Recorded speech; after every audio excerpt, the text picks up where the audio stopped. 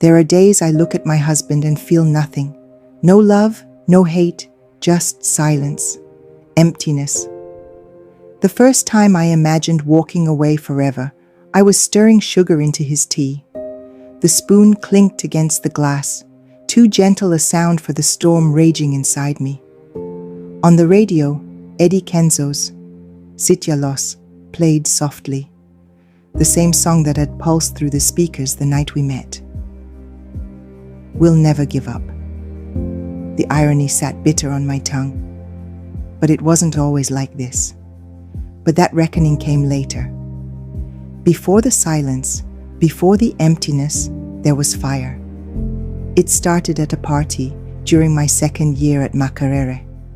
My wildest friend, Diana, had dragged me there, promising just one drink. The house throbbed with music and laughter, bodies swaying under colored lights. It was one of those exclusive house parties in Muyenga, high up on one of Kampala's leafy hills. The air was rich with the smell of grilled meat, expensive perfume, and loud Afrobeats vibrating off the villa's polished stone walls. Outside, strings of fairy lights flickered in the courtyard where university students, tech bros, and Kampala's young elites danced, flirted, and took selfies under the moonlight. I stood by a flowered stone archway, silently observing the room like a still painting amid chaos. I didn't want to be there. My friend had practically begged me to come. But then I saw him, Brian. He was magnetic, tall and sculpted, his skin a rich espresso, dressed in a black slim-fit caftan with gold embroidery at the collar. His smile lit up the crowd like lightning, sharp, confident, dangerously charming. He wasn't just talking to people. He owned every space he entered, every laugh in the room traced back to him. I was young and stunning, golden brown skin, luminous and smooth like fresh silk under candlelight. My waist-length braids shimmered with gold beads, framing her oval face and sharp cheekbones. I wore a deep emerald off-shoulder satin dress that hugged my curves like it was made for me. Friends always told me that my eyes, large and almond-shaped, carried the quiet power of someone who saw everything and spoke only when it mattered. And when I made eye contact with Brian across the room, the music seemed to pause. That's when everything changed. That's when I felt something inside. Me when I saw him. Brian. He wasn't particularly tall or outrageously handsome, but he had that dangerous kind of confidence, the kind that makes people lean in when he speaks.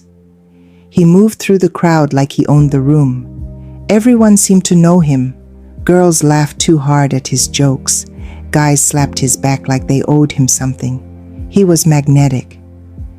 I didn't talk to him until late into the night. Diana had vanished with her host, and I was too tipsy and tired to find a boda. The host gave me a key to one of the upstairs rooms to crash. I passed out in my heels, the kind of sleep that comes from cheap vodka and loud music. Then I thought I was dreaming. And there he was, Brian. He said he was checking in on me. "Just checking you're alive," Brian said, leaning against the doorframe. "Host's orders." His voice was warm honey. We talked for hours about my law studies, his engineering finals, our childhoods. When he said, "You're beautiful, even with smudged mascara," my stomach somersaulted. His tone was soft. He sat near the bed, not too close, and we continued talking about school, life, movies, everything and nothing.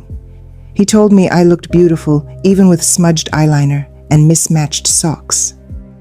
I don't remember falling asleep, but I remember waking up alone. There was a folded piece of paper under my cracked techno phone, his number, and a message, "Call me if you remember me." I called that afternoon. We talked for hours. He was in his final year studying engineering. I was 19, he was 23. Within a year, we were inseparable. Within months, we were inseparable. Sneaking kisses between lectures, his Luo love letters hidden in my textbooks, our bodies fitting together in his tiny apartment like puzzle pieces. By my 4th year, I was pregnant. I'd missed my period twice, and I knew. The test just confirmed it. My hands were shaking as I sat across from him at Café Javas, our usual spot. I told him flat out that I wanted an abortion. I wasn't ready to be someone's mother. I wasn't even done with school. He looked at me like I just slapped him.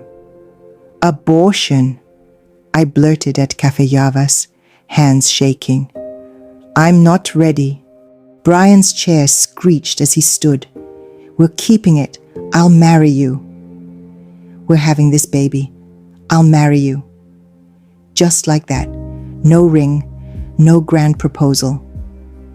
The next week he brought his family to mine in Mukono. His mother was kind, almost too kind, the type that smiled but scanned you like an X-ray machine. We were married in under 3 months, a small ceremony. I wore a borrowed dress that didn't quite zip up at the back. I was 22, pregnant, and someone's wife. We moved into a modest 2-bedroom in Nalia. That's where I had our daughter, Malaika. She came early, screaming like she already knew what the world was. Brian insisted I stay home with her, said he'd take care of everything. And he did, at first. But I was restless. After 6 months, I felt like a prisoner in my own body. Breast milk stains on my shirts, hair falling out in clumps, losing days to naps and tantrums. I wanted more. I mentioned returning to work, just part-time. Brian shut it down instantly. You'll have your whole life to work. Malaika needs her mother. So I let it go. Then COVID happened. Jobs vanished, roads closed, fear thickened the air like smoke. Brian's company cut his salary by 40%, and we had to tighten our belts. No more date nights, no more buying pizza for Malaika just because. For a year, I drowned in diapers and lullabies. Just as I dusted off my NYSC registration forms, COVID lockdowns began. The world shrank to our apartment walls. That's when I began taking online courses, marketing, digital branding, and strategy. At night, while Brian snored beside me, I built a new version of myself. In a year, I got an offer from a local marketing agency. Good salary, flexible hours. I didn't tell Brian until I signed the contract. He wasn't happy, but he couldn't stop me. We needed the money. We moved to a bigger apartment in Ntinda, enrolled Malaika in a good nursery, even saved up and bought a second-hand Toyota Passo. Life felt manageable. Then Brian got an offer from a tech startup. Shiny salary, fancy perks. I warned him, startups die fast. He didn't care. This is the opportunity of a lifetime, he said. This will change everything. And it did. For a while. He started hanging with a new crowd, tech bros who talked in startup buzzwords, seed round, pivot, disrupt. I couldn't relate, but I played along, smiled, nodded. Then in 2023, the startup folded like a paper boat in the rain, just like I feared. Brian was devastated. At first, I understood. He barely got out of bed. He didn't shower, didn't talk. The confident man I married shrank into a ghost. I gave him space. Too much space, maybe. Weeks passed, then months. He didn't look for work, said he needed time to strategize. He'd sit on his laptop all day, but never sent out a CV. Meanwhile, I became everything. Mother, provider, cook, cleaner, ATM. When I got home from work, Malaika would still be in her school uniform, watching cartoons, homework untouched. Dishes in the sink, no dinner. I'd peel off my heels and step into chaos, every single day. Then came the insults. You're always at work. What kind of mother comes home at 7 p.m.? He sneered. Maybe if you respected me, you'd come home earlier. He started controlling my money in strange ways. When we went out with his friends, he'd take my ATM card and make me transfer money to his phone so he could pay the bill like a man. I felt humiliated, but I stayed silent. Then, after 6 months, he stopped job hunting. Just sat scrolling through investment opportunities, while I paid rent, bought groceries, sent money for his father's blood pressure meds, for his mother's savings group, and $2,000 for his sister's university project. We should have another baby, he announced one night as I scrubbed dishes. I laughed so hard I cried. With what? Your crypto fantasies? His rage was quiet, dangerous. You've changed. I just ignored him because I thought something was wrong with his head. Anyway, first forward. The financial charades became increasingly humiliating. He continued demanding my ATM card and/or phone to use to pay whenever we dined with his friends. When I initially refused, he claimed I was deliberately shaming him. I couldn't comprehend how paying for our meals was emasculating, but after his cold silence that first night, I stopped resisting. The greatest deception was with his family. They remained unaware he'd lost his job, still believing him to be the household provider. Weekly, he'd request substantial sums for them. While I understood supporting family, our own finances were stretched thin. I couldn't bring myself to expose his lies, yet resented being complicit in this facade. Resentment now colors my every glance at him. While I exhaust myself at work, he spends his days in idle pursuits. I return to find our daughter neglected, still in yesterday's clothes, homework untouched, no meal prepared. Last Sunday, I found Malaika eating dry cereal for dinner while Brian watched football. That night, I locked myself in the bathroom. The mirror showed what colleagues whispered about: dark circles, new gray hairs at 27, a permanent stress cough. I looked a decade older than the girl who'd believed Brian's promises. The pregnancy test was negative. The mental load crushes me, changing my baby's clothes, supervising schoolwork, cooking dinner, all after a full workday. My reflection shows the toll: new wrinkles, perpetual exhaustion, a weariness that ages me beyond my years. Even weekends offer no respite. He insists we socialize with his tech circle, another financial burden I shoulder.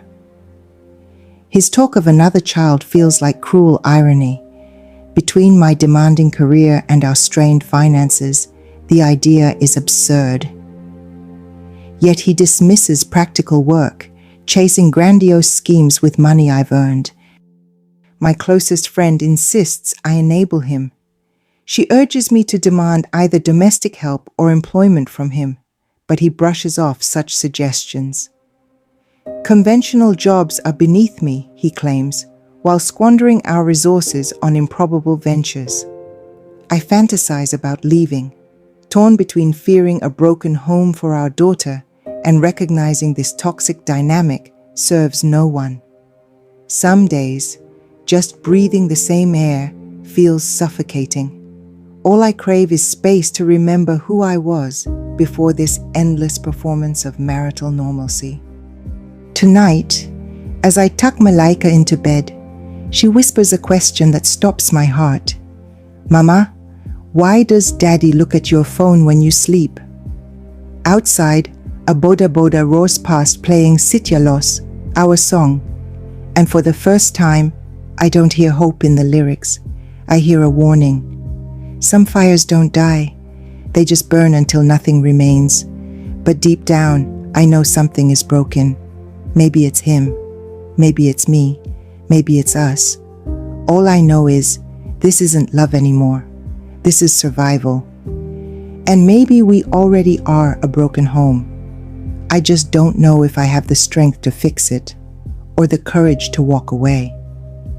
But me, I'm the spark that will survive.